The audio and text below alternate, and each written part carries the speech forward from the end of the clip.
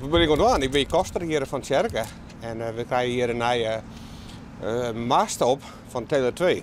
Mag ik hier ook aanwijzen misschien, maar ga ik al dienen. Ja. Ja, dat komt voor de uitzending van mobiele telefoons. Hebben we verhuurd. Aha. Als Tjerken zijnde. Ja. Je hebt hier wat yield nodig, net zoals de meeste Tjerken. Klopt, ja. Maar in de wereld wordt drukte, hè, kreeg? De dames, ja, maar dat is een manjeman hier het standaard. We ben hier een skimmeitje in Tjerken, dat is weer de skimmaploeg, de mopploeg. Ja, en jou bent dat een beetje aan het coördineren? Dat mag ik een beetje coördineren, klopt. Ja. Jou helpt zelf ook mee? Of? Ja, ik ga de zaal erachter, de lanterne, de wc's en alles erachter. Die vallen onder mijn beheer en dessen gaat de Tjerken die. Ja. En wat ga je nou nog doen? Ik mag nog verder, ik mag bestellen.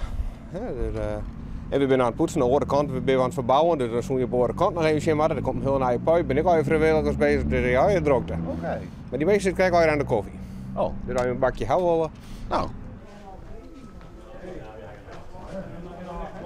Dus ben nou jij bezig. Ja. Nou, goedemorgen. Goedemorgen. Heer. Ja, wees. Nee hoor. Komt dit goed, man? Dit komt helemaal goed. Altijd goed, hè? Altijd goed. Ja? Ja. En als fout gaat, dan jou de schuld. Oh, nee? Ja, dat... Zeg maar, zei, dit is mijn laatste grote project. Maar ik ben hier al vanaf 2011 sla ik hier al om. Oké. 2010 ben ik bij de voetbal. Heb een jaar niks gedaan. Ja. Nou, toen begon het weer. Toen wisten ze me ergens van nodig. En ik ben hangen gebleven. Ik dacht dat de milde? Ik heb dat niet meer. Daar ben ik goed bij. Nee, want zo. Ja. Ja, de ondernemer had het ruwbord in zitten. En dan mijn verhuurder wat aanmeidje.